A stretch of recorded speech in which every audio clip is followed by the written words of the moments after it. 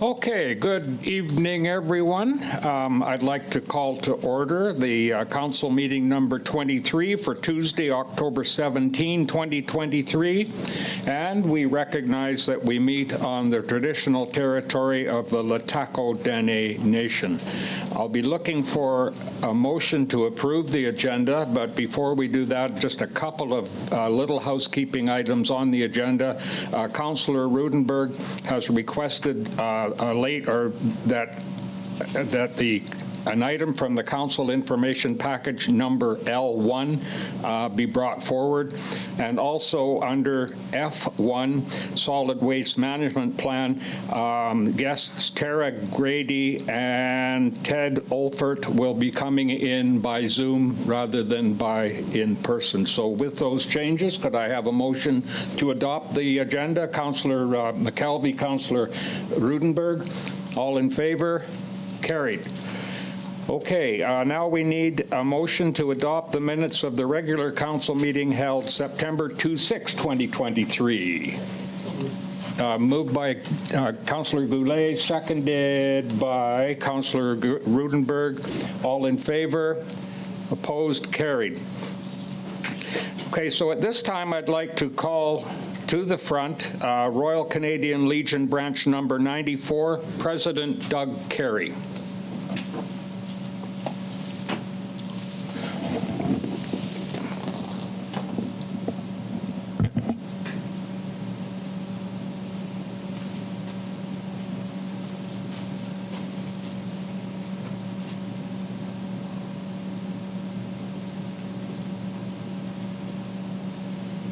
Welcome, Doug. Oh, thank you. Yeah, Thanks for the invite. I'm told that you have a little presentation for the council. This is really important to us.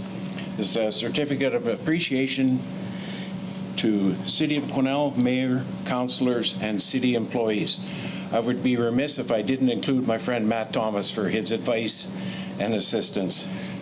And it says here, in recognition of services rendered to the reconstruction Legion Beach Campground, the extreme generosity for providing your time, expertise to improve the campground to where it is today. So with this. Is there anybody taking, oh, right there. There we are. Perfect. Well, thank you, Doug. Thanks very much. Yeah, that is very much appreciated. We spared no expense on the frame, as you can see. Well, we love the Legion, so thank you very much. Thank you. Right, Doug.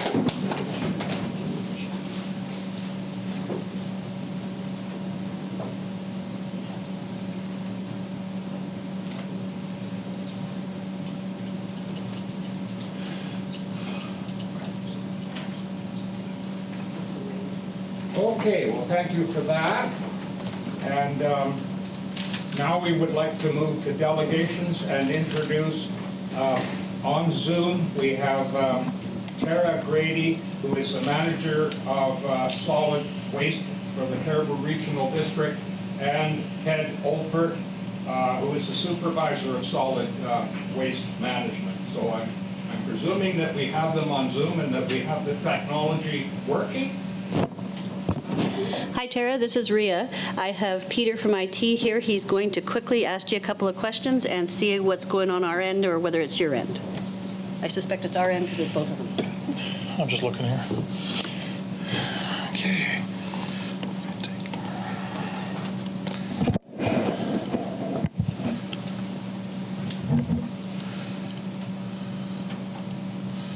Come on, guys, you're feeling like you put me in spot here. Sophia, it wasn't me the last meeting. Oh, no, it was you. Can you hear me okay? Can you hear me okay? Yeah? Okay. So it's got to be something. The volume on your microphone, is that turned up? Have you done a test for your meeting before, your Zoom?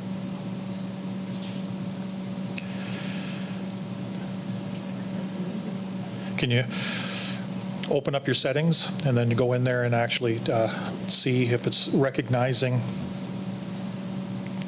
the proper hardware?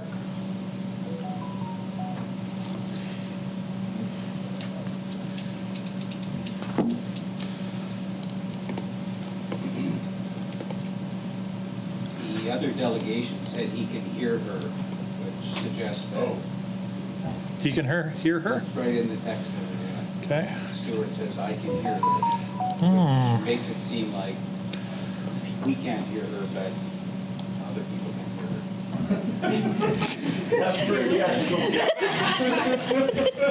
We should just all zoom in. You know what, Jeff, keep it up. We'll hire you on steady there. Just like, not a problem. Thank you for that, Jeff. Okay, I'm just going to go through and make sure there's nothing stopped in our settings here. While we're waiting, I want to say that I had a bunch of young people into my office just after the election. I guess it was in early spring, and they were each to ask me a question, and one of them said, what's the most challenging part of being mayor? And I said, technology.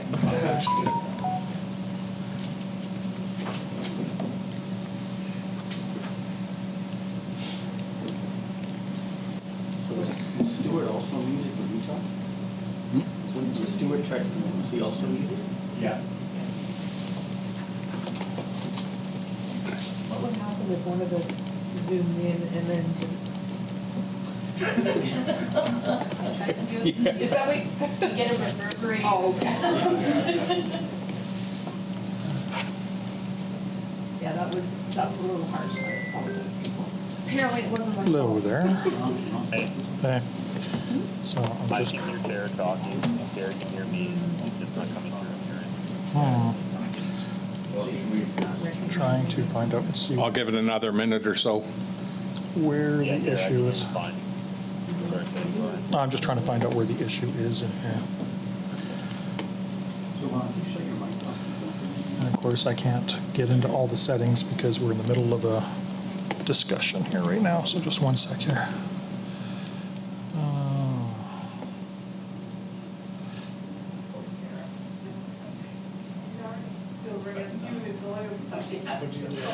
You know what? I think what I can do is I kind of bypass it. How long is this meeting for that you're going to be doing for the delegation? I think she's 15. 15:15? Okay, hang on one sec here. You can hear me. You could try it, yeah. I think I'm actually going to go ahead and do a reboot on the system, so I'll get back to you guys. Yeah, so just give me a moment here. I'm going to reboot the system here. Okay. And then worst case scenario, just call me back. I can always throw you on speakerphone so you guys can actually talk. Okay, bye. I'm just going to reboot the system here real quickly. Would it help if we were to go ahead with our other delegation on Zoom first? I don't think, it all depends. If we're having a problem with our Zoom, then I'm going to have to fix that. Oh, it's the same with both. Yeah. I'm glad you caught me when I was just leaving the parking lot. Apologize to your wife because I called her too. Oh, Everybody go. Covered all bases. Zoom. Are the speakers plugged in? Let's go, Jerry. Maybe proceed with the Wake me when you figure it out. Did you want to proceed with the other business? And Well, I guess we could.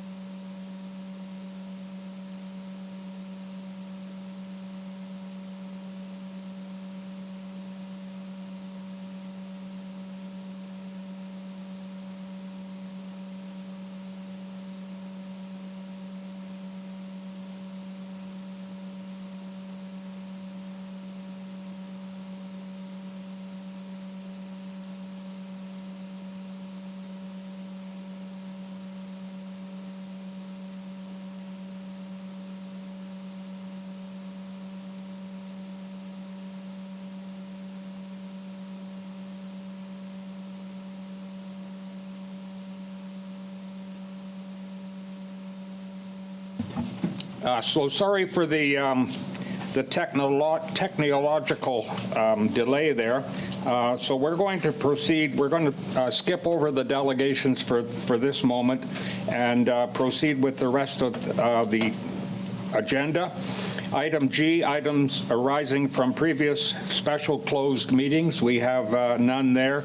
We have no unfinished business.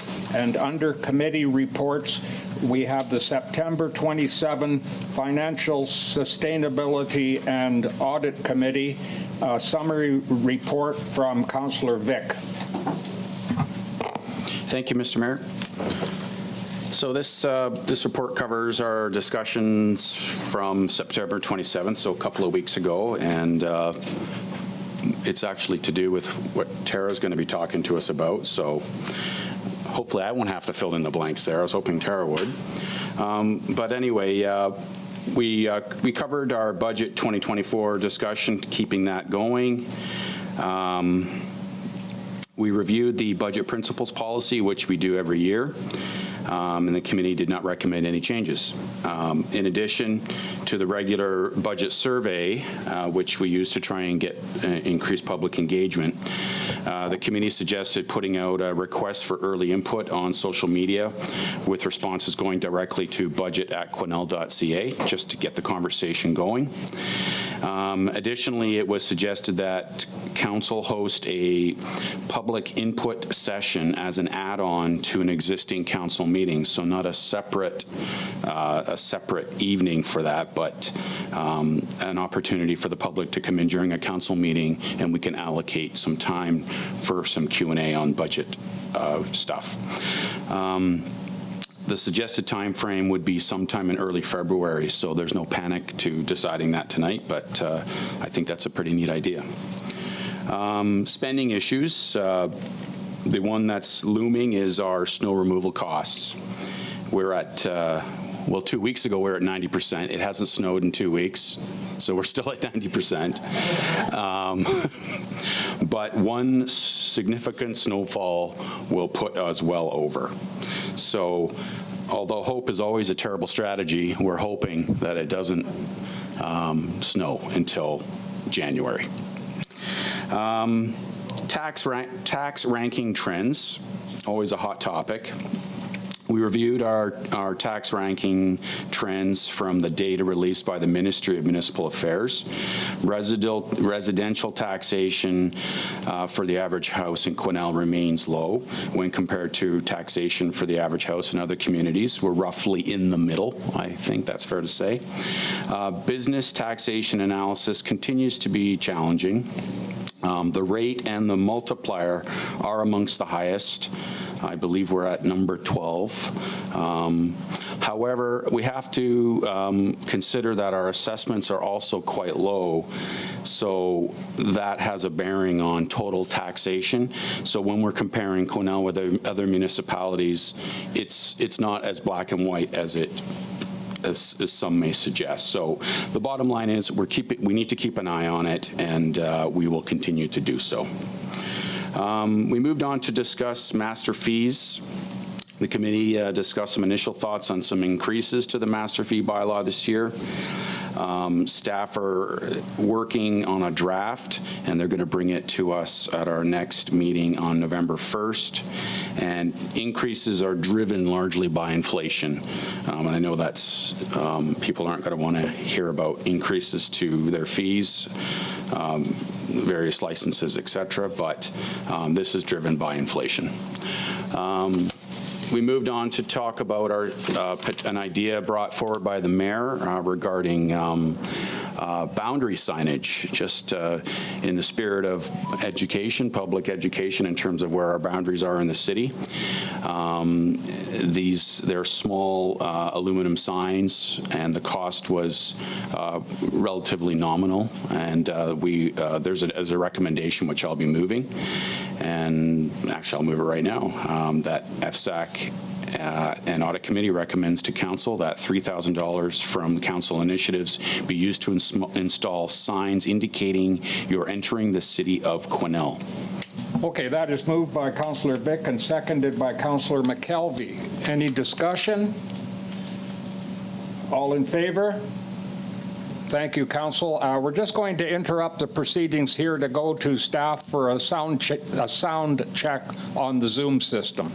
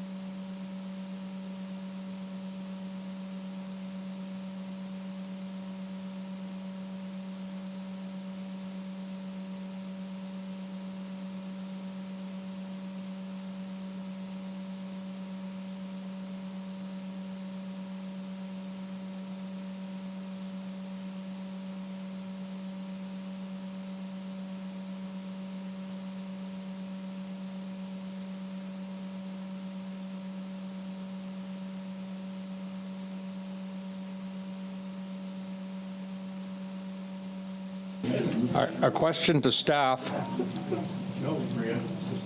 A question to staff, is the solid waste management plan time sensitive? Can it wait until the next meeting?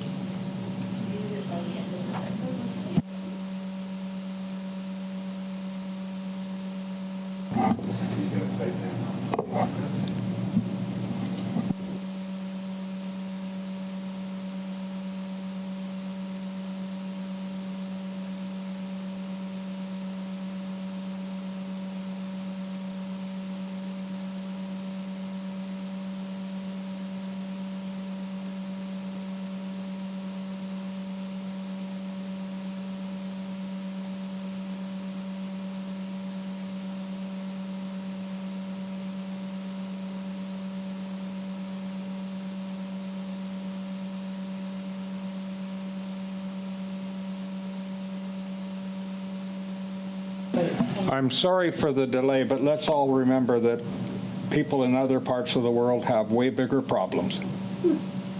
That's for sure.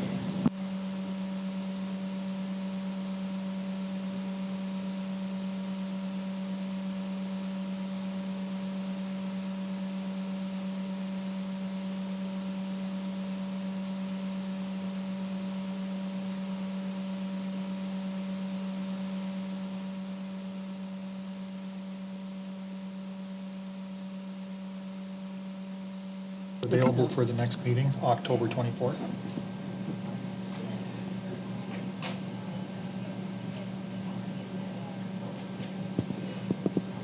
Yeah, but they're saying that they could go ahead and reschedule for the next one. Here, I'll let you talk to Rhea. Rhea, go talk to him. Hello?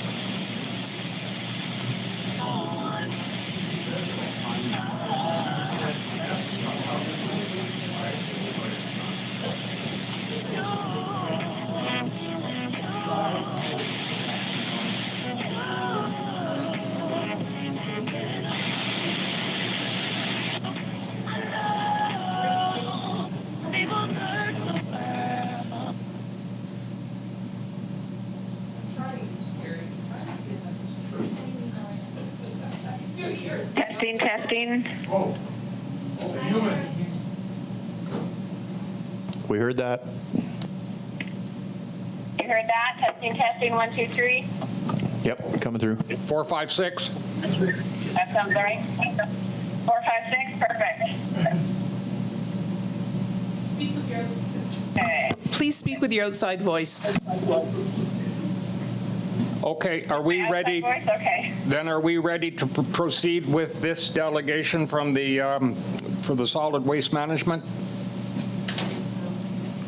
Okay, presuming that we are ready to roll, I will now introduce Cariboo Regional District Solid Waste Manager, Tera, Grady, and Solid Waste Supervisor, Ted Olfert. The floor is yours. Thank you very much. Ted is actually not in attendance tonight, so it'll just be me. I do have my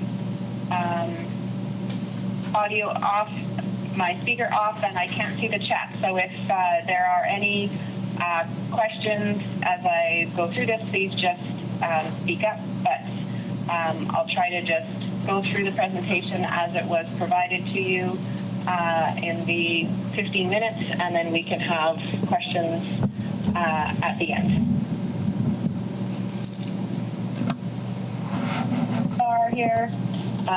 So quickly go over solid waste management plan that the Cariboo Regional District has been working on, the options that were selected by our advisory committee to put into our consultation with our residents, specifically look at the municipal costs for the city of Quesnel and their residents, and then what's next. So solid waste management planning is delegated to regional districts throughout the province. Each regional district has to have a plan, and all member municipalities within that regional district are subject to that plan. They're 10 years. They outline what we will do with our waste for that 10-year window. And I've been working on this one for the last 3 years. The province has a guidance document for solid waste management planning, and they recommend that each regional district try to target 350 kilograms per person per year of waste generation. Right now, the average in British Columbia is about 500 kilograms per person per year. In our region, so the entire regional district, all the member municipalities and regional district residents, we are averaging, or we are about 640 kilograms per person per year that we're generating. We try to be very realistic in this plan and develop targets that were actually attainable. So we are looking to reduce our per capita waste generation by 100 kilograms per person per year over the next 10 years. The guidance document from the ministry has a number of steps to work through in this process, and we are at step 4, where we are preparing our final plan and putting that forward for review from our member municipalities, as we do require letters of support from our municipal members, because you will be required to follow the plan once it's approved by the minister. Just a reminder that the Cariboo Regional District is over 80,000 square kilometers, and we do have 32 refuse sites, so it is a plan that has to take all of the region and all of the sites that we have into consideration. When we look at waste generation throughout throughout our region, we separated it into North, Central, South Cariboo, and the Chilcotin.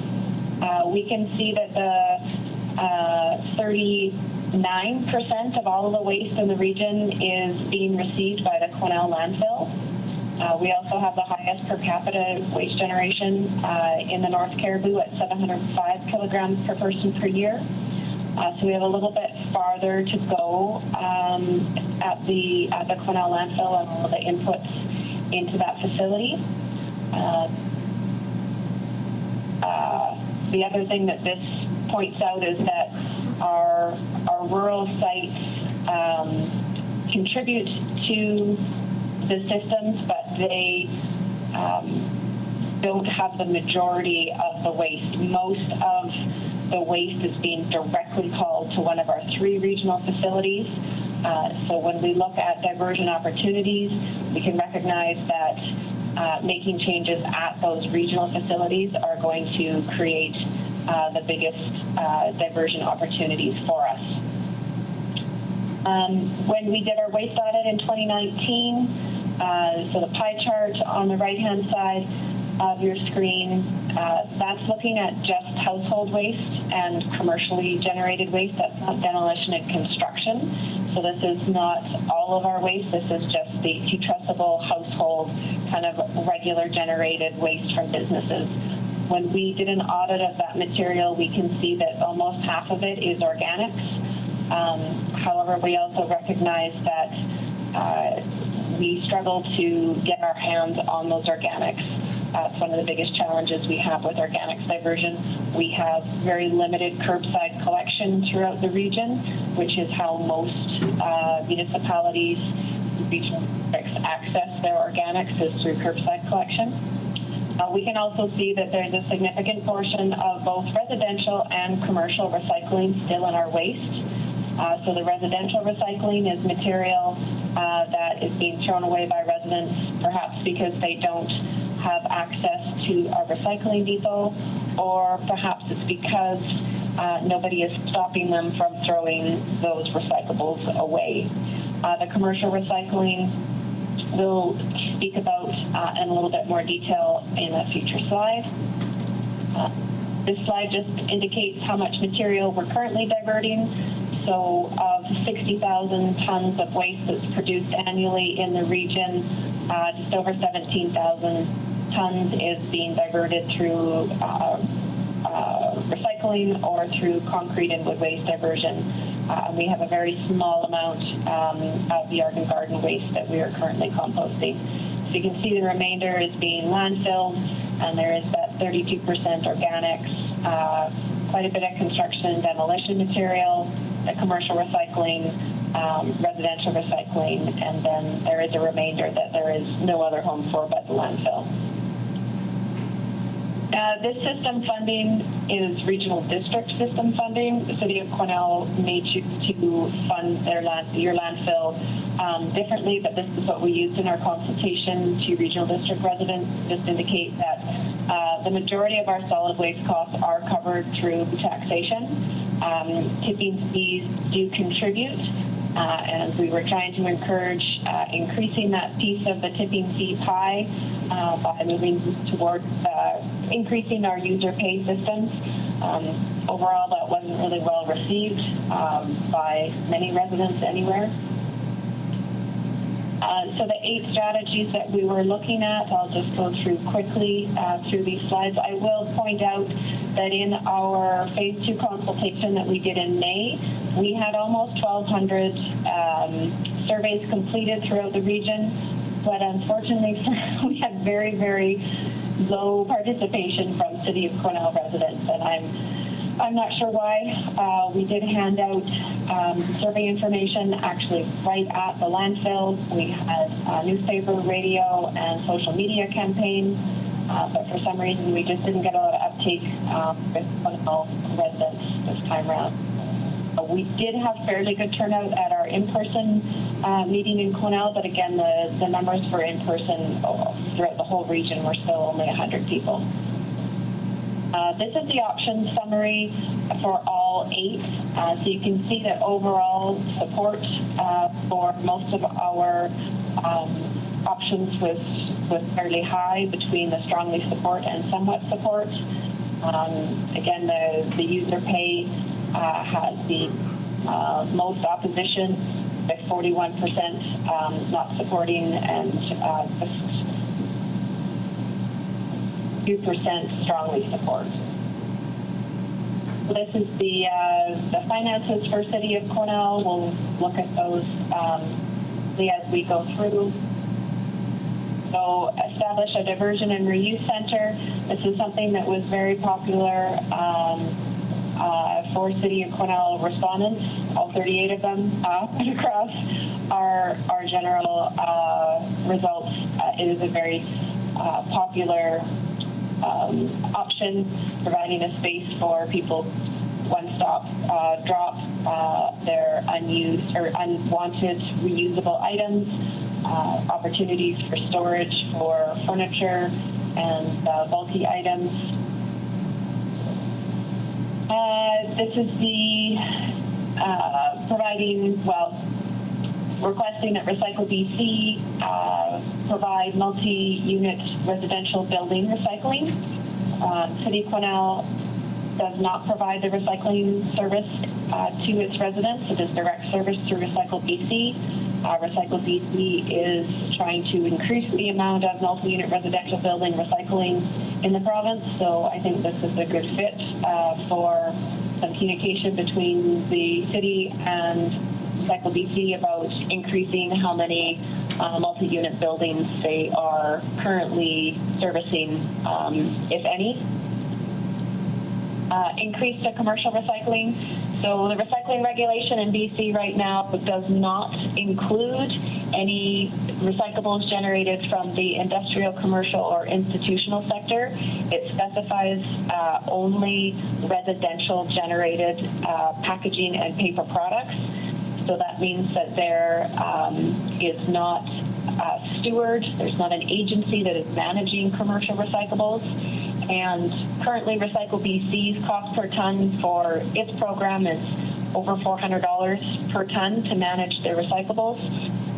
That means that any private business is going to be paying similar costs to manage this type of material, and I'm not sure that there's any businesses out there willing to pay the full cost to have that that divertible recycling material recycled instead of sending it to the landfill, where the tipping fees are a third of the recycling costs.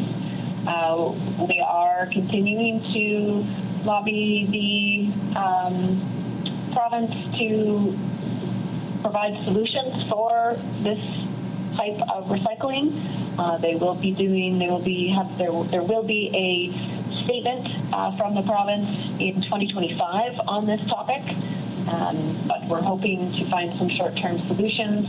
And in that, it means that we need to determine what we can get our hands on as far as commercial recyclables and what it actually costs us to manage that, and if there's any partnerships that we could develop in that short term.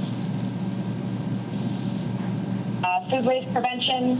So you're one of the few regional districts in the province that is not building a regional composting facility. Their costs are between $4 and $6 million. They are best practices, and the amount of the tons of organics that we would actually produce, it's really difficult to justify the expense. There is federal and provincial funding available for these kinds of facilities. If the City of Quesnel was interested in pursuing that, we can certainly carry on that conversation. This solid waste management plan is the bare minimum. Any of the municipalities or First Nation communities choose to go above and beyond this plan, they are certainly welcome to. But what our strategy is in this plan is to provide voluntary drop-off opportunities for food waste at our regional facilities, as well as some of the regional districts' busy transfer stations and landfills, to provide an option for people who really do want to divert their organics but are unable to compost at home for whatever their reasons may be. And the next step would be to provide information to small local farmers or ranchers who may be in a position to operate on-farm composting programs with a lot less permitting and requirements in place than what local government would have to do. And sorry, on that one, there is also in 2027 for City of Quesnel, there is $50,000 allocated here for a curbside pilot for organics collection. The way the plan is written, this will be something the city can opt in on. It's not going to be written in stone that a pilot has to be carried out, but the option is there if the city so chooses to fund it. Landfill disposal bans. This is the cost for this one. Basically, the city's portion of one more full-time position at the landfill to inspect and audit waste as it is coming into the facility and enforce any disposal bans that are currently in place or that will be placed in the future.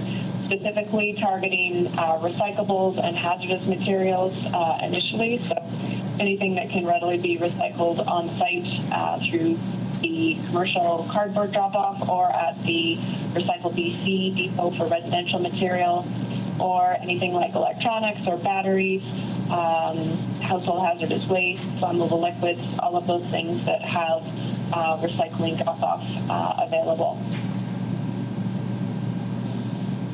Option only, user pay, so you can see actually the 38 people from Quesnel thought user pay was a good idea.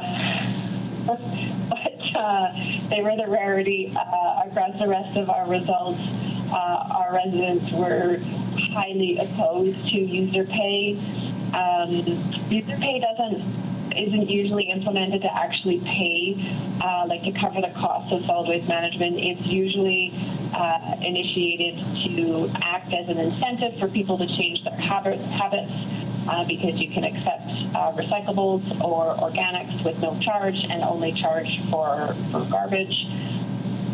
But that message didn't seem to make it through. Our strategy with this one for our regional facilities is to continue with the existing user pay system we have, increase our tipping fees as needed for inflation, and also look at ways to restrict residential weights that come into the facility. A lot of residents currently make multiple trips through the scale to avoid the 150 kilogram limit that the city has on the weights.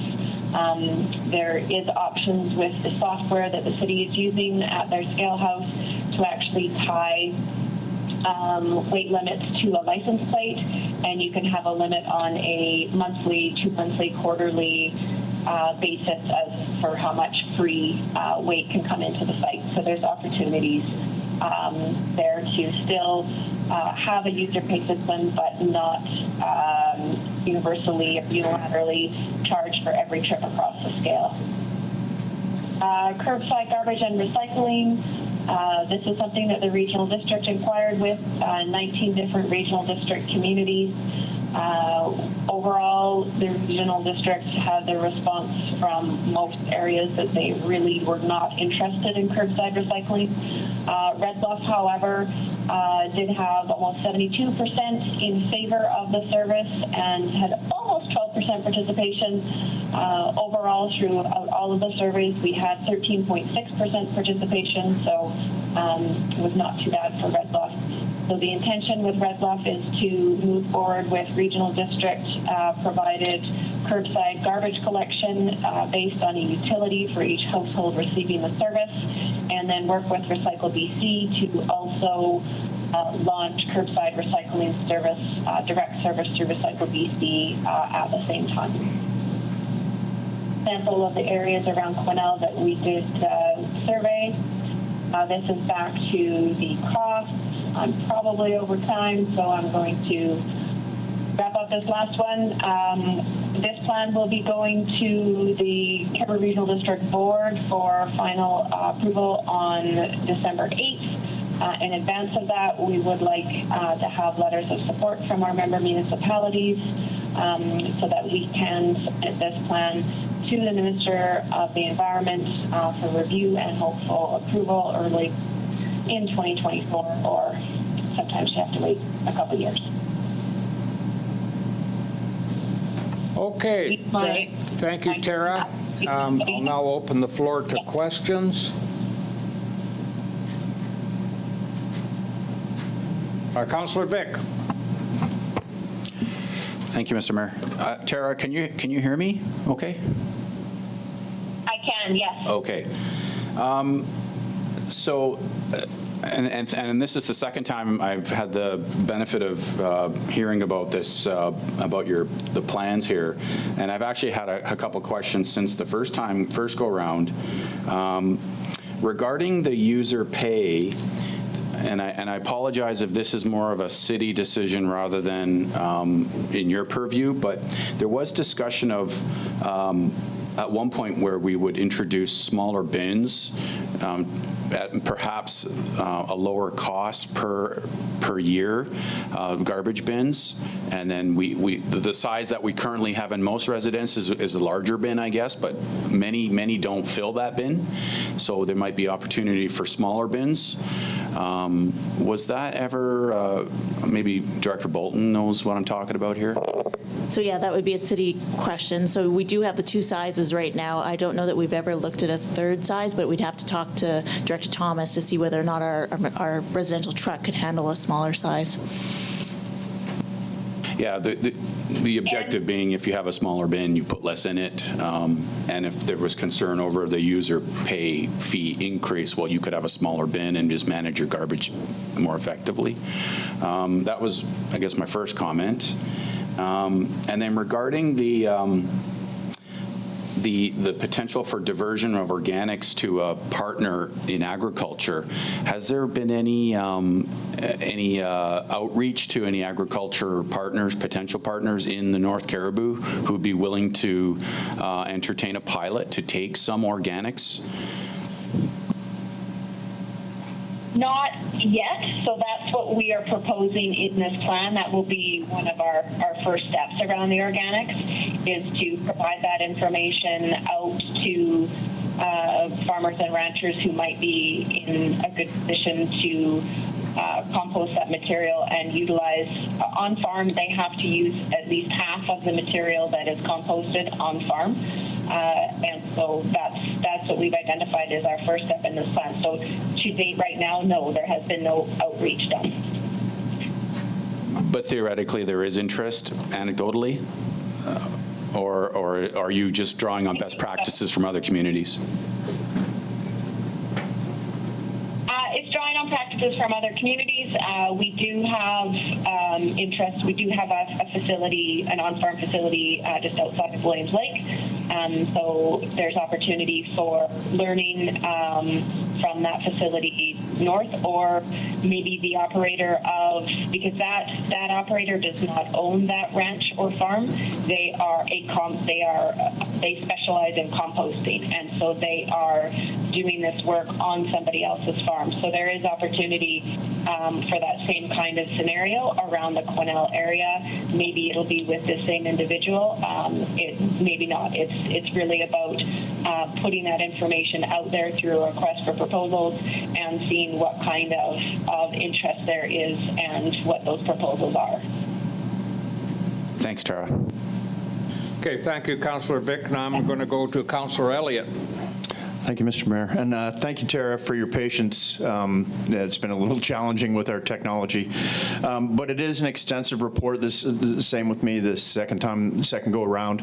But I would encourage everyone to really kind of dig into this report if you can get it online and stuff. So it is important. We've got a finite life left on our landfill, and we've got to do as much as we can to try and extend that, or it's just going to be even more expensive as we go. And one of the disturbing stats stats here is that 70% of what we send to the landfill can be recycled or composted. So I think there's a lot of work that we can do, and I think we're heading in the right direction. I would love to see that on-farm composting go forward. I know we're before the beginning stages here, right? We've got to reach out, but I think it's exciting. And I'm also very excited about the curbside garbage and recycling in Red Bluff. I think there's going to be a lot of uptick. Everybody that I've talked to up there is really wants to get on board. So thank you very much for the hard work. It's important for us. Thank you, Councillor Elliott. I'll go now to Councillor Runge. Thanks for the report, Tera. Just a couple questions. With regards, like as we're looking at these numbers, this demolition, the amounts going to the landfill for demolition, is that a current number? Like, does that include, since the schools and this, as we've been bulldozing some of the bigger, older buildings in town, is that because that adds a lot of weight to what we're putting in? So, no, it is not a snapshot. That is an average over time. One of the issues with the City of Quesnel landfill is that a lot of the loads are accepted as mixed loads. So the scale information that's generated actually does not reflect how much material is household waste and how much is demolition construction, because so many of the loads are mixed. That was something that we discovered when we did our waste audit. So the numbers that we have that you're looking at for the amount of demolition construction, et cetera, that is region-wide. So it's not just the City of Quesnel, that's the whole region. And we also, because Williams Lake has a separate landfill for demolition construction and a different landfill for the kind of household waste, we have very good numbers in Williams Lake for kind of what the split between those two waste categories are, which lines up fairly well with other municipalities of our size. So we apply that information to the Quesnel scale data so that we have the best information that we have to determine what those quantities are. Thank you. And then moving on for us is page, I think it's 23 of 31, where we're looking at the city costs of Quesnel for the different operations. And I'm looking at 2026 with that $500,000 figure. Is there any opportunity or chance that this gets funded by a more senior level of government versus our municipal government? Yeah, so that $500,000 is actually only the city's portion. So we actually budgeted 3/4 grant funding for that diversion and reuse center, and then the city's portion is only a small part of that. What will happen first with that diversion and reuse center, again, is that we will go out for RFP to see if the private sector is able to provide any of those services that we are looking for in our diversion center. Ideally, we'd like to have a one-stop location, but finding the right property, the right building size, the right management for that might be a few years out, or might just be a pipe dream. I don't know. So if we can go out to the private sector and see if there is somebody who actually can tick all the boxes that we are looking for, and we actually subsidize that operation, through this function, then that's in our best interest as far as achieving the diversion results that we want, but not actually having to operate it ourselves or purchase property and build a building. The other option is that there may be 2 or 3 different businesses that might be able to help us in these diversion strategies that we're looking for, but not all under the same roof. So unless that grant funding is secured, we will have to look at all options we have available to us. And this is a 10-year plan, so it might take us until year 8 or 9, if we end up with a local government-owned facility, it might take that long. You know, we budgeted it in so that we were working on it early on in the plan. But again, that budget is definitely fluid. It will be dependent on funding and also circumstances. If the right facility becomes available, you know, somewhere else in the region, then that's where we're limited in our staff. So if something comes up in Williams Lake that is going to be able to move quickly on, that's where our focus will be. And then we'll have to move to the other municipalities as things come up. Yeah, that was probably a long answer. Well, thank you. Yeah, and then I guess the other 190,000, that's what I assume that's the staffing cost right now? So the 190,000, that's the operating cost for that facility. So once it was, the initial cost was for design and for locating a facility, and then the big ticket was the actual purchase and development, and then the ongoing cost for the diversion center is the city's portion of an operating cost for that facility. And the other, the equal amount then would also be to the CRD then? So they'd have a tax increase of another 190. Yeah. All right. Wow.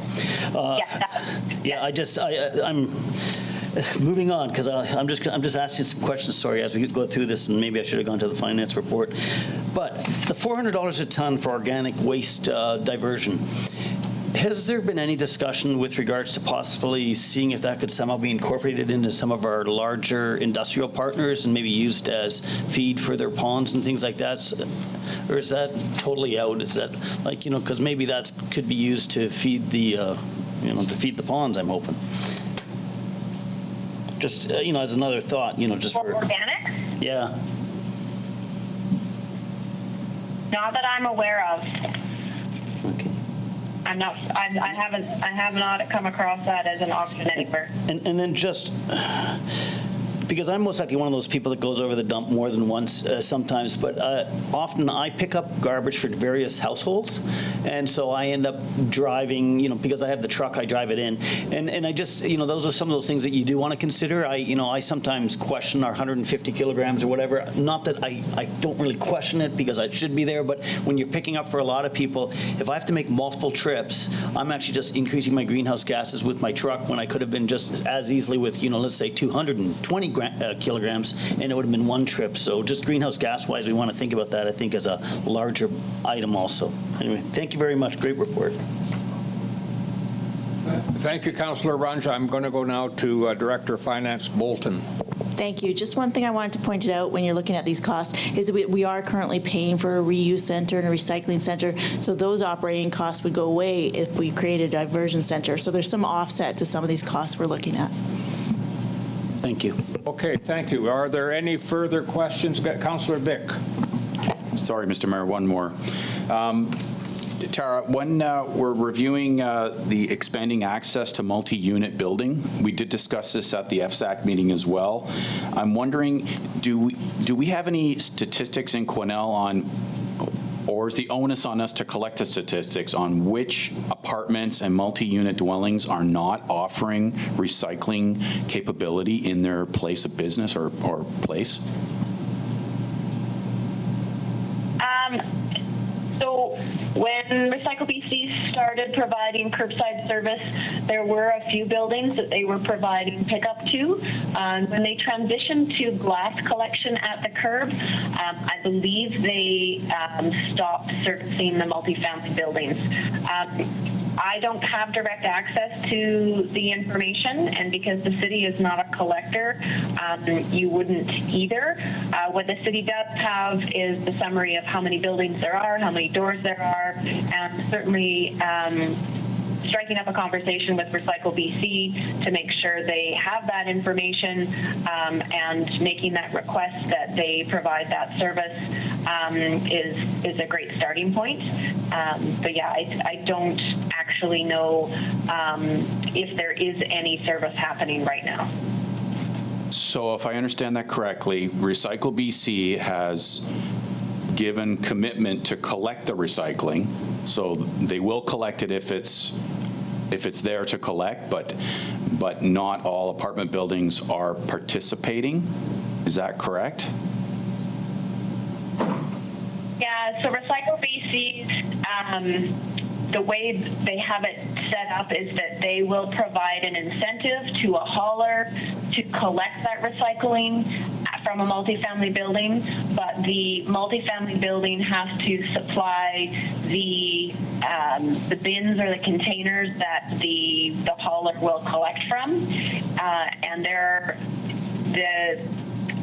there's also a little bit of gray area on, contamination and auditing, especially when it's a direct service. If the city of Quesnel was the collector, if you had a contract with Recycle BC to provide the recycling, then the onus would be on the city of Quesnel to provide that quality control and engage with the building owners to provide the bins. But right now, Recycle BC's model is that they leave it to the haulers to provide that service. And honestly, their incentive is not enough to make it worthwhile for any hauler to really seek out the work.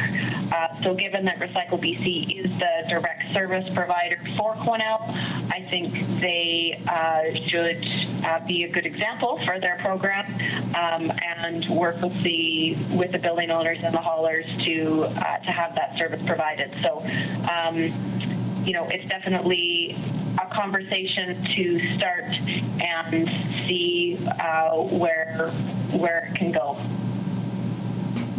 Thank you. To me, that sounds like low-hanging fruit. If the service is supposed to be provided, then we should try and close that loop. It sounds like there's a bit of a gap there, so I don't know where that leaves the city of Quesnel, but I think we should try and close that loop, and that would reduce it would encourage diversion, and it would lower our impact on our landfills. And perhaps it's some phone calls. I don't know what it takes, but I'd be interested in trying to move that forward. Yeah, and in this plan, the regional district has committed to helping the city facilitate that this item, because we work with Recycle BC very closely in all of our other communities. So we have a working relationship and we have the contacts. So we can help in that communication. Thank you very much, Tera. Yeah, thank you, Councillor Vic, and certainly need for further thought and discussion there. Anyone else with a comment or a question? No? We will be bringing forward a recommendation from our Finance and Sustainability Audit Committee. Oh, I'm sorry. We'll be bringing forward a recommendation from our Finance Committee a little bit later in the meeting on this particular subject. I just want to say that Quesnel, or the people of Quesnel, have redeemed themselves for having the lowest response rate to the survey by having the highest level of support for all of the issues right across the board. So I think that's encouraging.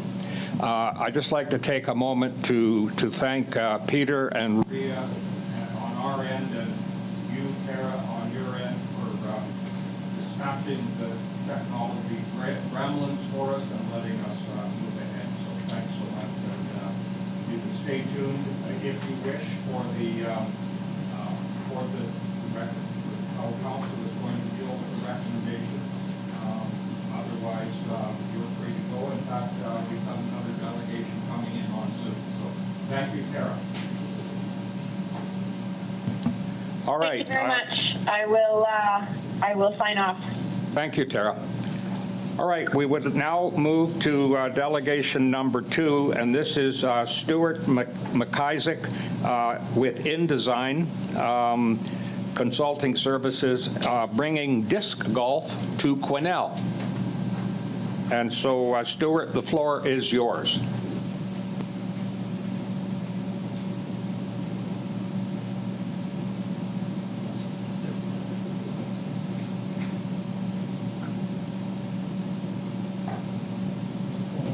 How about now? Can you hear me? Okay. That one was on my end. I apologize. My phone was on mute because I didn't want to have any issues when Tera was doing her thing. Well, thank you for the time. I appreciate your patience to allow me to still get this done this evening. As the mayor said, my name is Stewart McIsack. I'm one of the partners of INDesign Disc Golf. We were asked to come in and take a look at a subject property in the city of Quesnel as a result of the course that got established in Williams Lake at Boitiano Park. So my presentation is, I think, significantly shorter, and we'll probably have more time for questions if you have questions. But essentially, we were brought up and we took a look at the West Fraser Timber Park. The idea there is to really establish whether or not this is a appropriate facility that could support disc golf in the community of Quesnel. If you're unfamiliar with disc golf, the rules are very similar to traditional golf. The difference being played with a frisbee, and that frisbee gets caught by a metal basket or contraption. There's pars, there's forward tees, there's longer tees, and so forth. So this is the shaded area of West Fraser Timber Park that would be looked at being utilized. It's predominantly forested, which is ideal for our sport, but it does incorporate some open land down in the bottom, so it'll provide a little bit of variety for different players. Now, in order to do this and to proceed with it, if the city of Quesnel so chose, our company has suggested that you approach it in using 5 phases. Phase 1 of this would be to do a course routing plan and brush removal. Essentially, what this means is the time that it would take for us to get in there, figure out the level of detail in terms of how the course would route efficiently through that plot of land, because it's not as simple as just putting a hole in it. They have to have some connectivity between them. And then once that's done, there will be some brush removal that would occur. And then there's a detailed course design. So once a lot of the underbrush and deadfall, widowmakers, and so forth are removed from the area, then it's a lot easier to see the flight paths and the different. So there's a detailed design that would happen at that phase.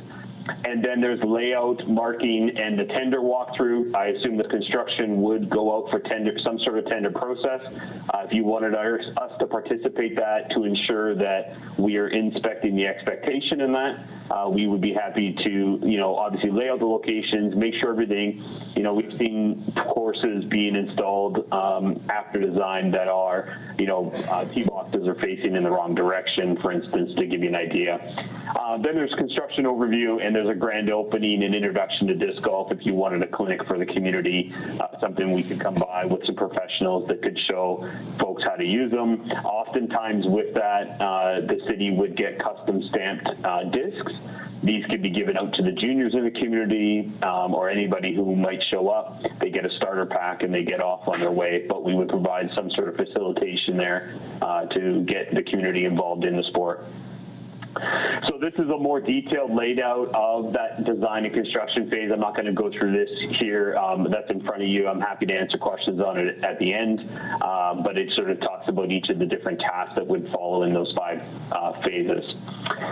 So the major part of this is trying to estimate and budget out, and this is a big chunk of what Richard had asked for us to provide, was a Class D study on what it would cost to sort of build on this property. It's not the easiest question to be answered, simply because topography matters a great deal. Access to sites, whether you're going to pour concrete for tee boxes, whether in my bottom image you can see AstroTurf that's being used on a platform. You can use pavers to lay them in there. There's a variety of different things that can occur that will increase your cost. But we went through that Class D process, and the estimate for the building and construction of this is about $118,000. The 5-phase design from us would be just under $30,000, and then in total you'd be looking at a capital commitment of just under $150,000. So I think that covers off the majority of what I have. Yeah, that was the final slide in the thing. So I'm happy to take questions if anybody has them. Okay, thank you, Stewart. I'm opening the floor now to questions, comments. Councillor Runge. Thanks, Stewart. Thanks, Stewart. Sorry, my mic was off there. Question with regards to your Class D estimate on construction. Does that include the initial brush clearing? and possible geotech stuff that might have to happen on that slope? It does include the brush clearing. We've estimated, it's fairly complicated, but there's portions of it that are estimated for dense foliage that might be best done by hand. Portions of it are estimated to be used on heavy equipment, mini excavators and so forth, but it does include that. In terms of any geo studies in engineering and stuff of that nature, no. Thank you. Okay, thank you. Anyone else? Well, certainly, this looks like an excellent shovel-ready project that would be hopefully eligible for grant funds. So is there any, go ahead, Councillor Vic. Yeah, I'll just say it looks good. Obviously, that's a price that would require further deliberation on. But I can tell you, anecdotally, there's people that have talked to me about it. I don't play the sport, but it seems like this is a pretty low barrier entry sport, which could get a lot of support. Apparently, there's people that travel up and down the province looking to play different courses. There's an iOS app, an Android app that tracks your performance on each course throughout the province. So I think this is a bigger deal than maybe we've thought. Just a question if can we budget for this. So anyway, thank you for the report and thanks for the concept. It's really nice.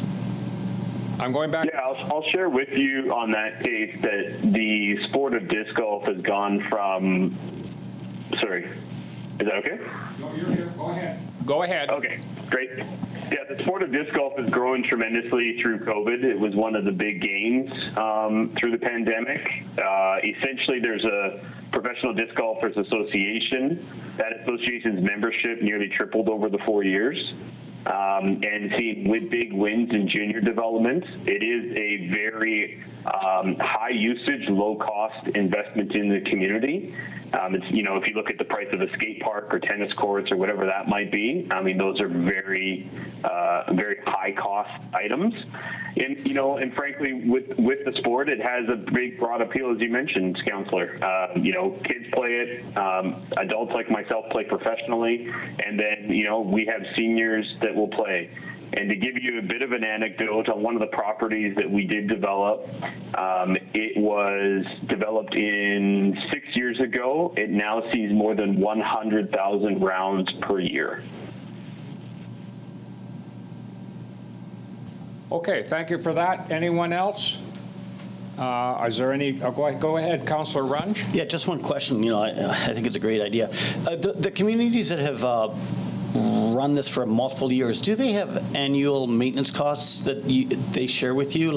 Because we have the cost of starting it up, but what does it cost to maintain it? Because it is a low entry sport. It isn't a sport that I see someone, or are people there collecting a fee for them to play it? I don't know. I don't play it myself. So so that the question is, the maintenance costs afterwards, the future costs. Yeah, so maintenance is going to really depend upon the property. And in your case, you're already mowing that open area, so there'll be a net zero gain in terms of what that maintenance would be. In terms of maintenance when it comes to the forested area, very little, but there is, there would be environmental mitigation strategies that you would want to employ, whether it's wood chips, if you offer garbage collection, then that's additional time for staff to go up into those areas. I can tell you we operate that course that is the most popular in British Columbia here, and our nonprofit society does all of the maintenance, and we're able to do so on a very shoestring budget in terms of diesel costs to mow it, and it's much more open field. Ongoing maintenance, I think you would find to be very minimal. Unless more participants join, this conference will end in 5 minutes. Enter number sign 1 to cancel and continue the conference.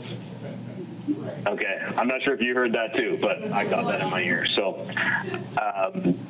yeah, here's the one thing that I would say that is really important and often gets set aside. When the city puts out a course and that course starts to develop, you begin to develop a club around that course. And so you would have the Quesnel Disc Golf Club or the West Fraser Disc Golf Club. that club, you'd be surprised at the volunteerism that would be impactful on the maintenance of that course. I know that's the case in the Cariboo Disc Golf Club that has opened to Williams Lake, and there's several courses down further south from you. And that's the case in almost every property where we've opened in rural areas, whether it's Kitimat and so forth. There's always somebody that loves the sport that steps up, they become the president, and this conference it grows. will end in 4 minutes. Enter number sign 1 to cancel and continue the conference. I think you're still with us, Stewart, so keep going. Oh no, that was it. I was just saying that the course will get. You would be impressed with the amount of self-maintenance that will occur by just having something like this. Okay, thank you. Is there any more questions before the lady interrupts us again? I wonder if this could maybe go back to staff with some possible options. I mean, I don't know if there's an opportunity to talk to sub-regional rec about this. I think all the doors, all the opportunities are open, so we need to sort of figure out a game plan. Unless more participants join, this conference will end in 3 minutes. Enter number sign 1 to cancel and continue the conference.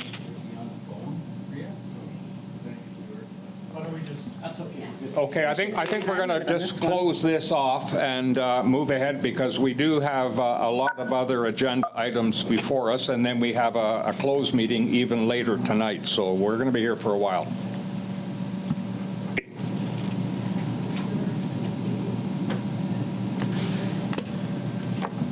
Thank you, Stewart. We're going to sign off. Thank you. Okay, so moving ahead, we don't have any, pardon me, we went through item G, H, and I.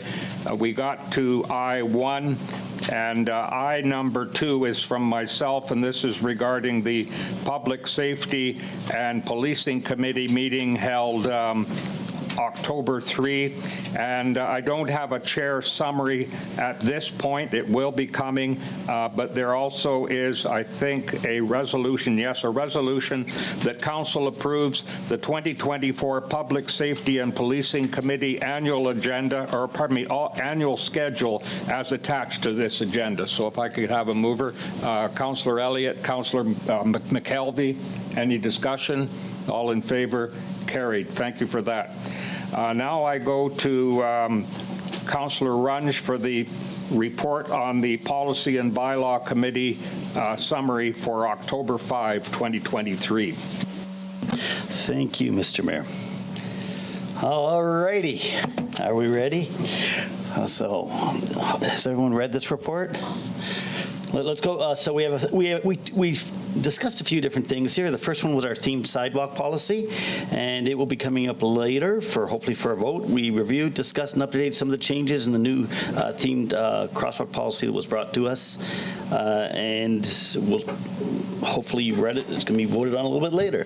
The second point that we talked about, and this was it was bylaw enforcement protocols, and sometimes we were approached by some people in the community that said, hey, things are going too slow and stuff like that. So I did bring it up at the meeting, and we had discussions with regards to the enforcement protocols, and we also I was informed, like, sometimes our bylaw might move a little bit more slowly sometimes because we have to work with various different provincial and federal agencies, health, RCMP, et cetera. And that sometimes will give a perception of our enforcement that might not be actually real.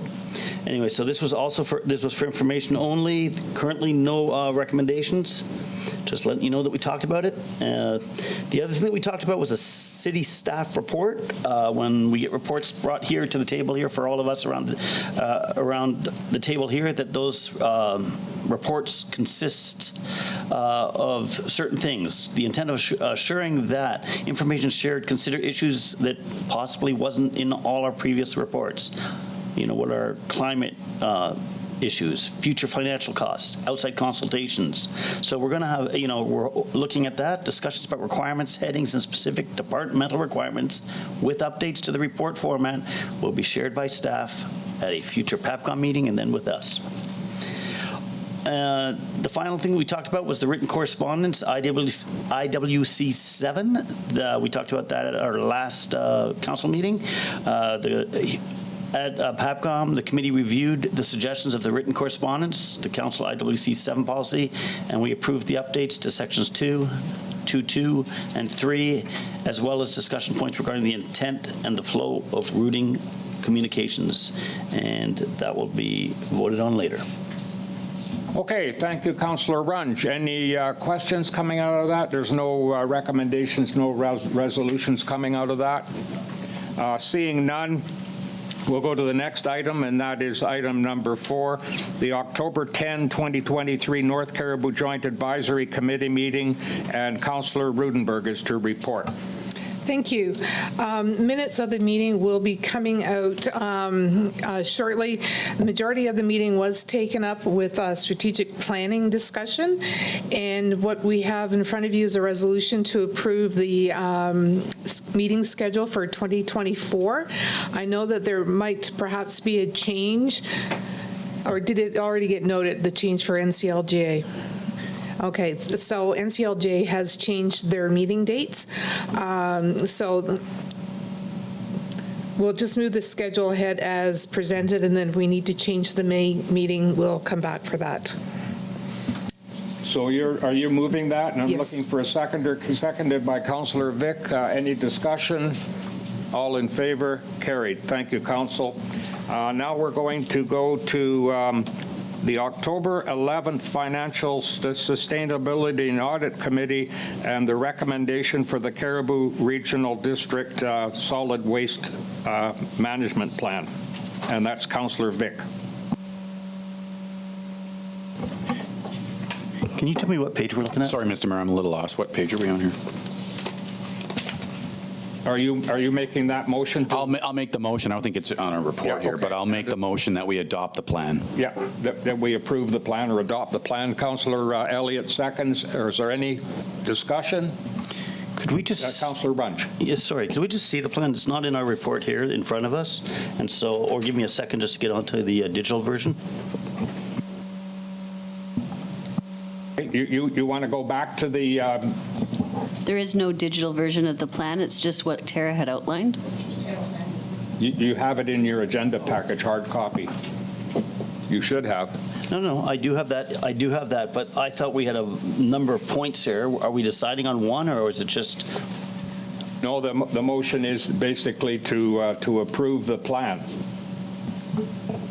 To approve in principle the draft plan, right? So that we're exactly. behind the ideas that are within the plan that will be presented to the Cariboo Regional District, and they adopt the plan. Yeah, that's right. We're approving the draft plan. All right, then for me, it goes back to what I talked about before, that $500,000 in 2026. If that doesn't come with some sort, like I say, that's the part I haven't had enough discussions with, I guess. Yeah, so I can speak to that. So the intent would be that we would, and we actually have had it in our budget for a couple of years now in our capital plan, $500,000 from our gas tax funds towards some sort of some sort of diversion center.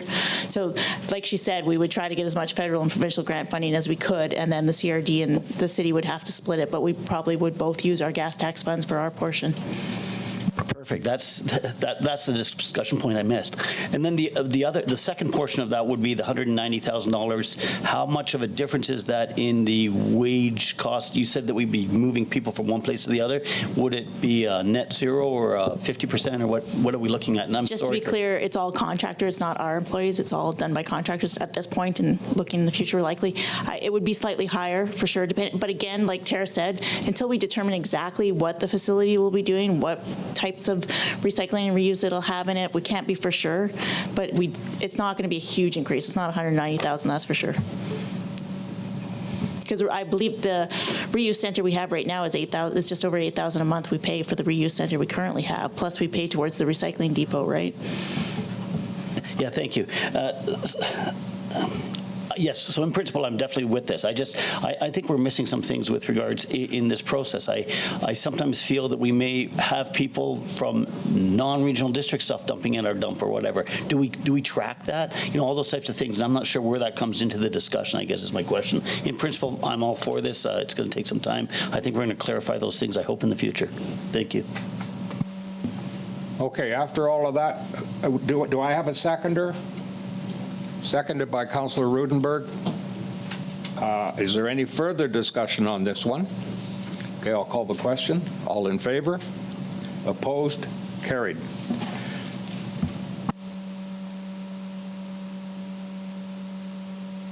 Okay, now we go to council reports and discussion items.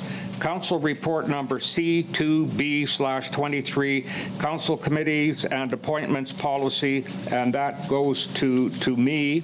And the purpose of this report is to update council on council member appointments from October 2023 through 2024, amending policy accordingly. And the recommendation is that council approves council committees and appointments policy IWC 17/2023/2024 council appointments Schedule A as attached to the October 17, 23 agenda. So if I could have a mover, Councillor Elliott is moving, Councillor Runge is seconding. Are there any questions at this point? Before I call the question, because we're looking at the policy, and I note that on page 50 of 81, and this is the policy, and it's dated effective today, October 17, 2023. But as we read through it, there's a couple of instances, like paragraph 2, where it refers to the Joint Planning Committee, and we're no longer known as the Joint Planning Committee. We are the Joint Advisory Committee. And also, number 4, it says that when the acting mayor is scheduled to formally speak on behalf of the city, the general content of that speech must be approved by the mayor and or city manager in advance. I guess going to staff, has that been a part of the policy that has been enforced or been observed all along? Because I don't remember ever having to do that. Okay. I think we need the city manager to answer that one. I'm not aware of any times it's been enforced. Yeah, but, and there's a couple of more in there where it says that the acting during times of emergency or disaster, and should the mayor be unavailable, the acting mayor must be available at a moment's notice. But it doesn't specify what would happen if the acting mayor isn't available, and I think there should be some reference in there to the fact that we have the option of going to a third councillor if that's not possible. And also, finally, down in under the heading standing committees, the mayor makes 2-year appointments to the standing committees. So today we're not really reappointing the standing committees, but simply expressing that they are, I guess, acknowledged to continue. The terms of reference for each committee are approved by council or done annually. So I guess at the end of the day, I think that it would be good to update that policy document, but that shouldn't preclude us from approving the motion to approve the appointments of the committees or the council committees and appointments for the coming year. Basically, the fundamental changes or change to that is that we now have an accessibility committee under chairmanship of Councillor Runge, with the staff agendas and minutes through the executive assistant and the economic development coordinator. And also, last time around, we neglected to appoint an alternate to the Municipal Insurance Association of British Columbia. So this year, we're clarifying that Council Councillor Rudenberg is the primary contact or delegate, and the alternate is Councillor Vic. So having that information, are we ready to vote on the resolution? Any questions? Go ahead, Councillor Runge. So I just have a question with regards to any committee that has 3 council members on it and possibly you, the mayor, at that meeting. If you guys make a motion for something, isn't that already a motion made that precludes the other councillors? No, I'm there as a guest and I don't get a vote. Thank you. Yeah. So is there anything further? So call question on the motion. All in favor? Opposed? Carried. Thank you, Council.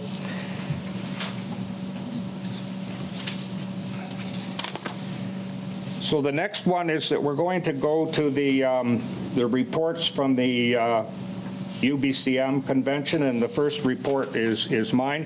And I apologize that when I did this report, I wasn't using the prescribed template, but all of the elements that are required in that prescribed template are contained within my report. I'm not going to go into a lot of detail. In other words, I'm not going to sort of go verbatim through the report. But some of the opportunities that we should pursue, and I noticed that there's reference to the same sort of recommendations in reports from other councillors that were in attendance at UBCM. And one is that I believe that Quesnel is perfectly positioned to pursue opportunities in needed mass timber production in terms of our location. And I'm talking from the production perspective, not so much from the participation perspective, because we have an abundance of local raw resources. We have the infrastructure in the form of closed mill infrastructure. We have experienced workforces, excellent transportation links, trade training opportunities, etc. On another matter, I was surprised at one early morning session where we were collaborating, or where the subject was collaboration on festival and event production. And the word volunteerism didn't even get mentioned. And when it came time for the usual questions and answers, they were out of time. And I found that disappointing. So I would like to be asking the North Central Local Government Association and the UBCM to provide future agenda time for the important discussion on promoting volunteerism, as volunteers are such a valuable part of the community fabric. And volunteerism is falling off all the time. I mean, I noticed that we lost our fall fair at the last minute because of the fact that there was an unavailability of volunteers.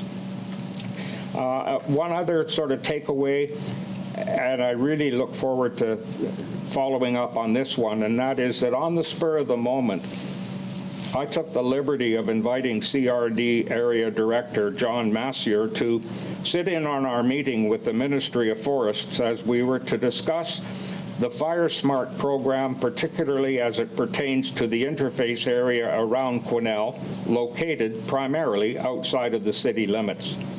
Director Massier's experience and knowledge in this area was invaluable, and he appreciated the invite. In retrospect, I would have invited a Northern Director or Northern Directors to our meeting with both Northern Health and the Ministry of Health, because health and other issues do not magically stop at a line on the ground. And I suggest that we engage with our neighboring CRD directors to explore all opportunities of collaborating at ministerial and other meetings at both NCLGA and UBCM.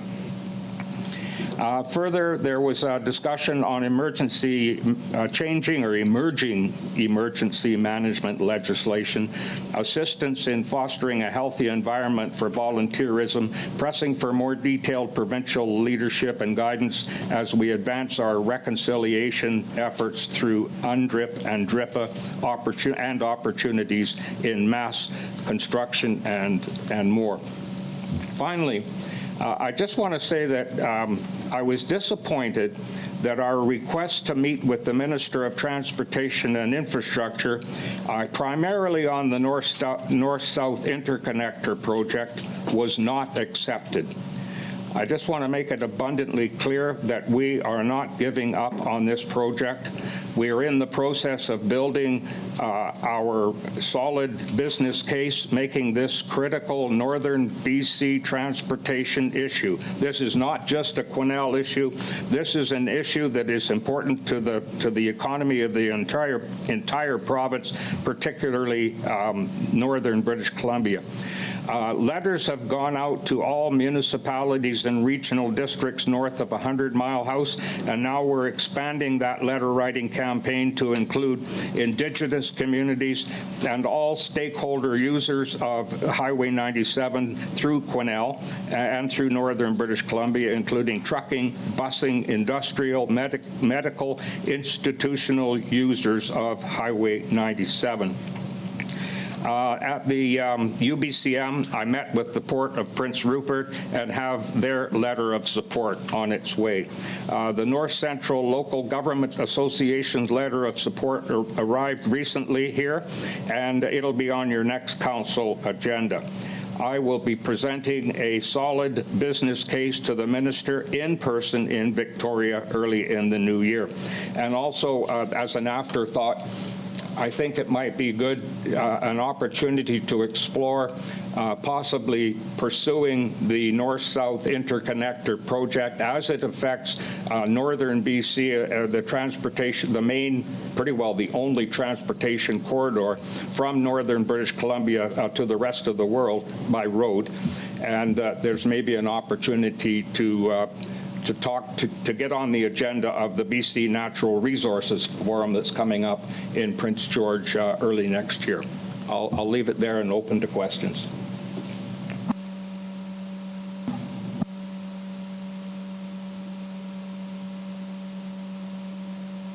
And that is from Councillor Lori-Ann Rudenberg. Thank you. So you'll see the report in front of you. I highlighted the fact that both of the resolutions that Quesnel put forward were passed without any kind of controversy. Having chaired a really interesting resolution session at UBCM, I was really happy to see that both of these just kind of passed without any issues whatsoever. You'll see that under the resolutions, I've felt that there are opportunities for Quesnel as a council to follow up with our community partners in industry and our own Wood Innovations Office to better understand how we can benefit not only our community but also our wood industry. And that's in regards to the resolution around affordable net zero off-site wood housing industrial development, which the mayor has already spoken to. The other resolution was around childcare opportunities, and I think we should keep an eye on this and how this resolution is received by the province, and then decide on further actions for follow-up. Another session that I attended was called Beyond Balance, Bypassing Barriers, and this event was building on past work and hopes to create systemic and structural change needed to support women in elected office. This needs to continue as an ongoing conversation, recognizing that the term women is inclusive of gender diverse people. The follow-up to that is actually just received an opportunity to send out comments in a survey on what UBCM can do to support women in leadership. And so I would encourage my colleagues around the table here, if you have any suggestions of what you would like to see happen and how we can support gender diversity at the table, please send me your thoughts and comments, and I'll include those in my survey answers. As the mayor said, this year's convention, lots of opportunities to attend plenaries, town hall discussions with various ministers, etc. I've included the link here if you want to see a more detailed outline of what happened at this year's convention. And I just want to say my term on UBCM is finished now. So thank you to my colleagues over the past 8 years. It's been an extended journey, which I never thought I would end up as president, but thank you for your support. It has meant a lot to me. I leave UBCM in really good hands, and just so you know that the board is filled with approximately 33% representation from the NCLGA Area Association. So the North is well represented, and they will make sure that our voice is heard at the provincial table. So that's my report. If there's any questions, please go ahead. If not, there it is. Any questions for Councillor Rudenberg? I just want to take this opportunity to thank you for your work with the UBCM. It was great to see you, up at the front and sort of being our North Star. So thank you so much. Thank you for that. Anyone else? Okay, now I will go to Councillor Goulet for his report. Thank you, Mr. Mayor. You'll see my report. I'm not going to read it verbatim. I also want to thank Councillor Rudenberg for her work on the UBCM. I observed the resolutions, and she chaired part of the resolutions piece, and man, that would have been tough for any individual to take on, especially with that many delegates and keeping that in order. So I have to say that was fantastic the way you were done, and things just happened right out of the hopper, and it was well. So, and your work on the UMBC, thank you for that. 8 years, 2 terms. That's quite an accomplishment, and just wanted to congratulate you on that. Councillor Rudenberg.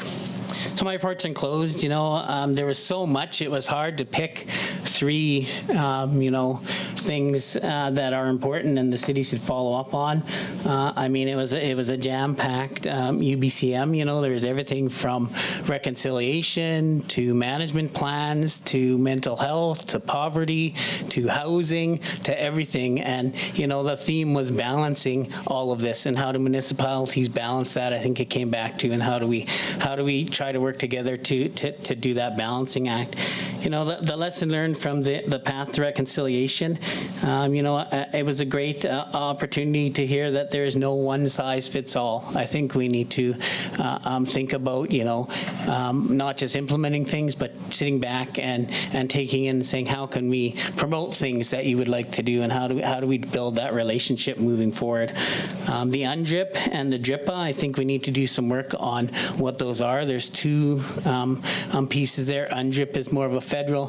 DRIPA is a provincial. So we have to sort of look at how we navigate those pieces, and more to come, I think, and just understanding what that legislation is and what that means for municipalities, because there's a lot in there. One has 95 calls to action. One has stuff that the province wants us to move on. So we just need to be cognizant of those legislation.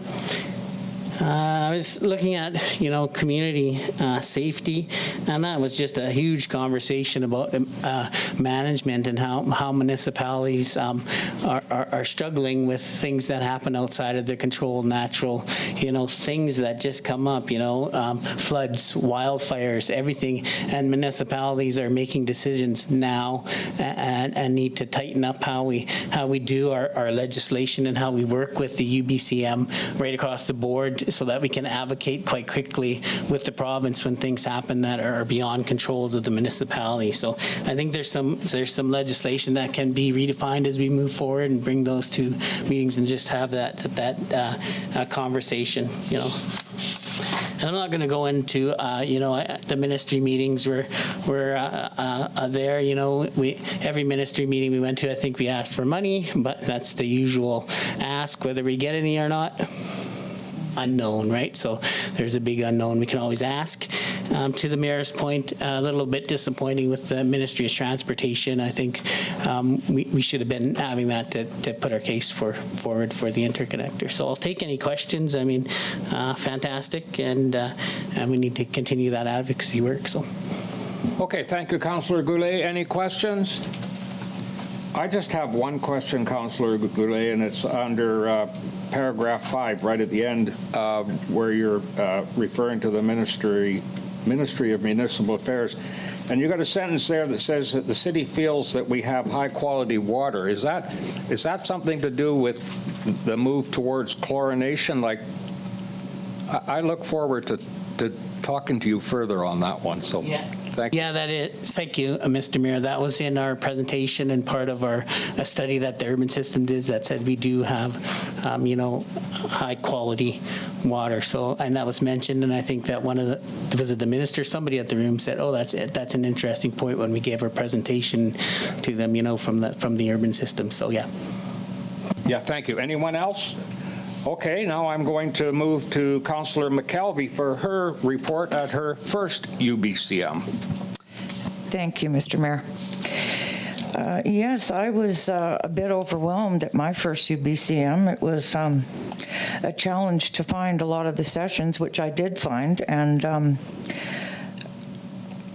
I guess I got more specific with my report and our challenges that affect our community. So I spent a lot of time talking and networking with the other delegates that were there. And it was apparent from my chats with the other members from larger and smaller communities that we're not alone in our challenges and struggles with homelessness, addiction, and increasing crime. It's interesting to note that even in the bigger cities, the percentage of repeat crimes are committed by prolific offenders. As a newcomer to the process of addressing resolutions, I found it to be not as well attended by the delegates as that I thought. I don't know. I just felt that that was the reason that UBCM was formed, is my understanding. So I was disappointed that there weren't more people there voting on the resolutions, which I found an interesting process.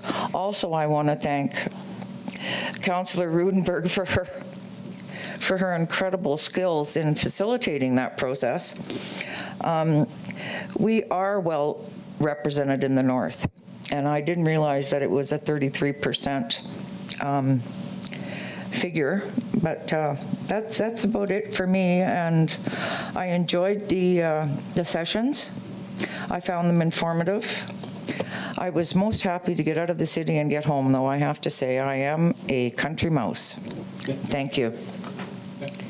Thank you, Councillor McKelvey.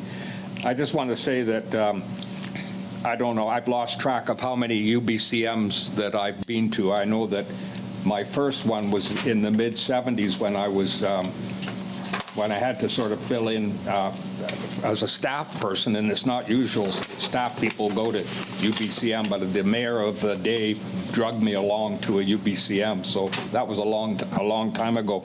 But I joke about the fact that I've been to many UBCMs before, but this is the first one that I missed, and it goes to ministerial meetings eating up valuable time and missing the resolutions, because I love the resolutions, and but I missed some of them because of the fact that we were in ministerial meetings, and so that in part explains why there are some of the empty seats in the meeting room, but still, I agree with you that there was a lot of people standing out in the hallway having their own little meetings and not sort of paying attention to the resolutions. But that is just the nature of the beast. So thank you, Council, for your indulgence there. I must say that I'm becoming increasingly concerned about the cost of going to UBCM. When you're looking at, and we shopped around for a budget hotel, and we found a budget hotel, but it certainly wasn't in a very desirable part of town. But be that as it may. But it is still very expensive, and I don't know if we need to sort of look at maybe limiting the number of councillors that can go. I'm thinking, and I'll put you on notice right now, I'm thinking that that if there isn't something heavy duty on the agenda, that I might pass on it next year, just for that reason. I'm now going to go to board highlights from the September 28th Cariboo Regional Board, and since September 28th, we've had another one, and actually we've got another one coming up here in a couple of days, and Councillor Rudenberg will be sitting in for me because I will be tied up at a New Pathways to Gold meeting in Ashcroft on that day. But on the September 28th meeting, we observed Orange Shirt Day, and Vice Chair John Massier addressed the board and audience and remarked the Phyllis Webstab story, because it was Phyllis that created or originated the Orange Shirt movement, and her lived experience of dehumanization under a program sponsored by the federal government gives us pause to recognize only a fraction of what was done to Indigenous children under the residential school system. Another one that was discussed was funding being sought for the regional fire SMART program, an application to the Community Resiliency Investment Fund for $313,000 will be submitted by the Cariboo Regional District to support a regional fire SMART program. And that basically concludes my report. So is there any questions on that? Okay. Oh, Councillor Bick. Thank you, Mr. Mayor. For the Fire Smart program, is this in any way going to relate to our in-house expertise in this field? Are we going to benefit from this application because we have in-house expertise? I believe we are, that there is interaction between the regional district and the city. Particularly, my understanding is that it has particularly relevance to the interface area that I was talking about when I invited Director Massier into the meeting with the Ministry of Forests, because we were talking about a city-led Fire Smart program that affected the interface area that was outside of the city. And I do know that there's sort of some cross cooperation there. I must admit that I don't understand or know sort of exactly how it all fits together, but I know that that we are talking and working across the fence. Director Bolton. And just to follow up on that, we applied to this funding each year ourselves, and we've been quite successful in getting funding from this program too. Thank you. Okay, now we're going to go to City Staff Report number 101/2023, and this comes from the Director of Development Services, and this is for Quesnel Telecom Society Zoning Amendment Bylaw number 1905. And Councillor Goulet, you are excusing yourself from this? Okay, thank you. Okay, go ahead, Tanya. Thank you, Mayor. Purpose, again, is to consider Quesnel Telecom Society's request for a third 6-month extension for zoning amendment bylaw number 1905, which is currently at third reading. In 2021, Council approved third reading of the bylaw for a new comprehensive development zone to allow a new multi-unit residential development. A development permit must be ready for Council consideration prior to providing final reading to the zoning amendment bylaw. As per the application procedures bylaw, the proponent must request the extension if it has not been adopted prior. 2 6-month extensions have been requested, and the last one expired October 19th. The proponents are now, with the request of the third, are also advising that they are ready to proceed and are preparing the development permit application for submission in November. The recommendation is that Council approves providing a 6-month extension to the Quesnel Telecom Society for City of Quesnel Zoning Amendment Bylaw number 1905 of 2001 as per 2.9.2 of the Development Application Procedures Bylaw 1531/2002, expiring April 18th, 2024. Okay. Thank you. You're moving. Councillor Runge is moving. Councillor Elliott is seconding. Any discussion? All in favor? Opposed? Carried. Thank you, Councillor. And if we could call Councillor Goulet back into the meeting, please.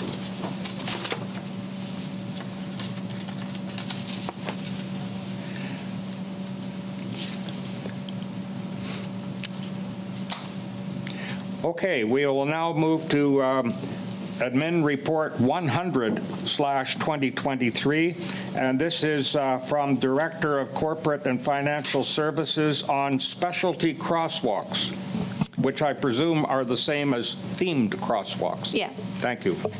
So the purpose of this report is to bring forward for Council's approval the proposed specialty crosswalk policy. So this policy lays out the application and funding process for any new specialty crosswalks. A nonprofit society could apply to have another specialty crosswalk installed, provided they have the funding for the project.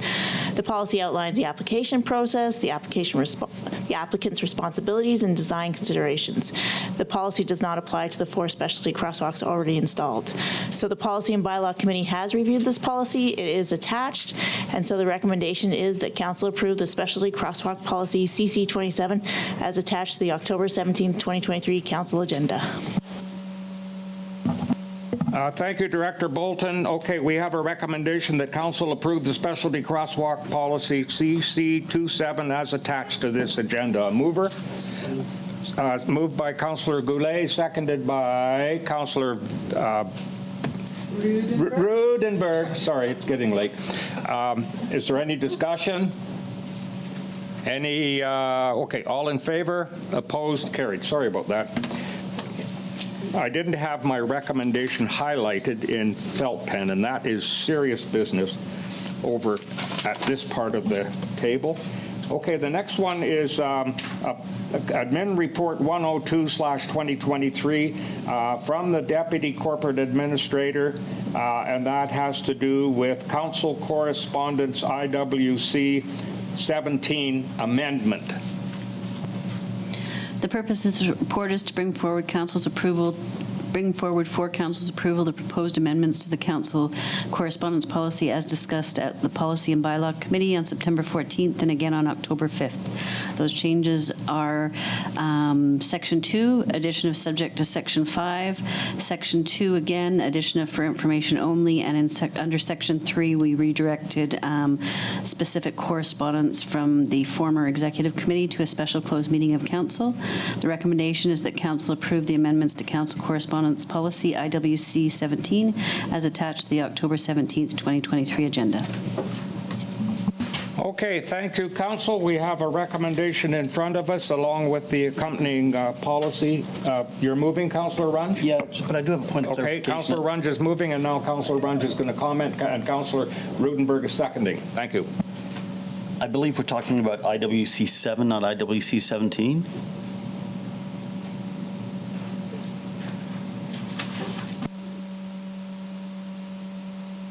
My report says, that might be a typo, because in the actual report, it refers to IW 17. It's a typo. Thank you, it's a typo. So it is IW 7, right? Thank you very much. Okay, we've got it moved by Councillor Runge, seconded by Councillor Rudenberg. Is there any further discussion or question? Okay, we're good to go. All in favor? Opposed? Carried. Okay, moving right along. Let's go to Council Information Package, and item number 3 has been requested to be brought forward by Councillor Rudenberg, and that is a letter from the Chilcotin National Government. Thank you. Sorry, I thought you were going to read it. Anyway, this is just an invite from the Chilcotin National Government in regards to their Memorial Day that's coming up on October 26th. It is also open to the public. It will take place at G.R. Baker Memorial Hospital from 11 till 2. Lunch will be provided. They just ask that you dress for the weather and bring a lawn chair. And for council, they would like an RSVP if you're going to attend. Thank you. Okay, thank you, Councillor Rudenberg, and I will be attending, and I certainly look forward to having other council members there for this important occasion. There's no questions further on that, so we can move ahead to the next item on the agenda, and that is correspondence and we have two letters from the BC, or the LHTAKO Quesnel BC Winter Games, and the first one is dealing with LHTAKO Quesnel 2024 Winter Games parking lots restriction. If I could go to the Deputy Corporate Administrator just to sort of encapsulate that, and then we'll refer it back, come back for a decision. Okay, we received 3 letters from the Director of Transportation for the LHTAKO Games, Sylvain Gauthier. The first one is requesting parking lot closure between both hockey rinks, parking lot between Legion and St. Andrew's Church, parking lot north of the Legion, and the alley beside the rink number 2. Staff were consulted, and they do not have any concerns with that request. Well, I suppose that if council has no, or if staff has no concerns, then council should have no concerns. So Councillor Elliott, you are moving, and Councillor Runge, you are seconding. Any discussion? All in favor? Opposed? Carried. Okay, and the next request is again from LHTAKO Quesnel 2024 BC Winter Games, and this is regarding road closures. The road closure request is to restrict access to the 300 block of Vaughan Street and the 400 block of Barlow Avenue for the evening of February 22nd, 2024, between the hours of 6 p.m. and 10 p.m. And again, staff were consulted, and they don't have any concerns with that request. Okay, a mover.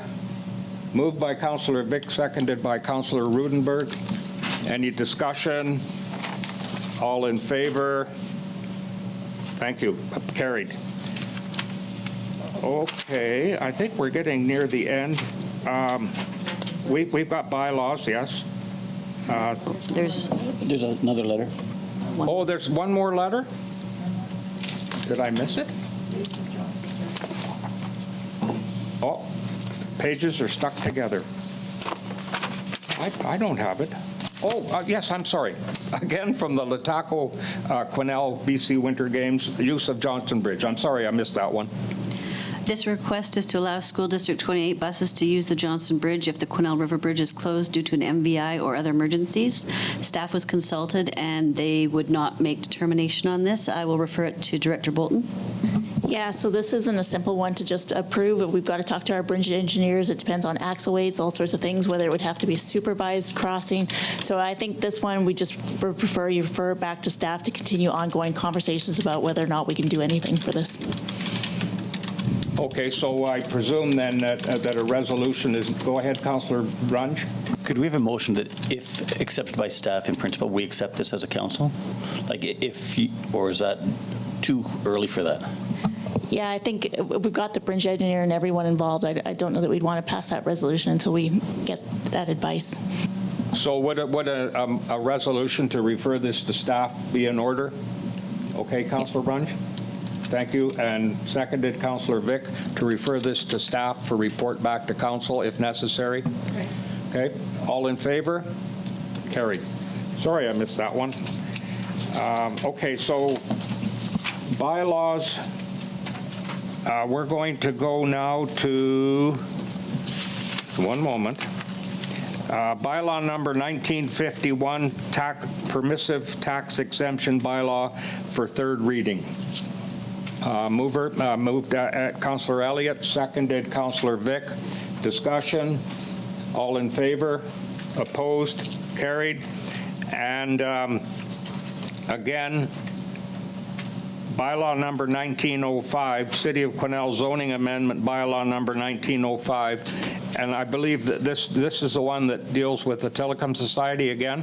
So, Councillor, you want to sit in on this, or?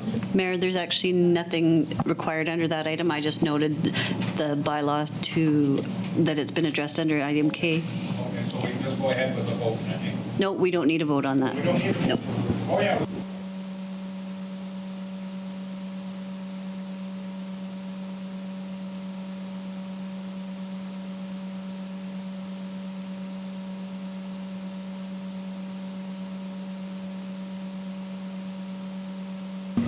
Thank you. Actually, I have a couple if you'll bear with me. We know that our cold weather is quickly approaching us, and there are a couple organizations that are looking for winter clothing. For example, the CCRR are having a winter clothing swap on October 27th from 10 to 4 at the CCRR, which is at 469 Anderson Drive. Items, you can drop off items if you'd like to make a donation. The idea is take what you need, leave what you don't. So that will be happening on October 27th.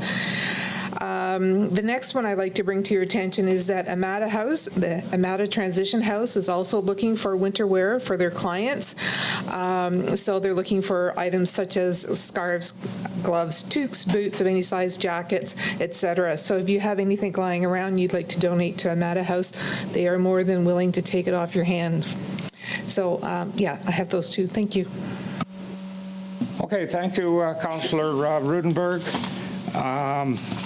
Anyone else for announcements, et cetera, I will now call for any questions from the gallery.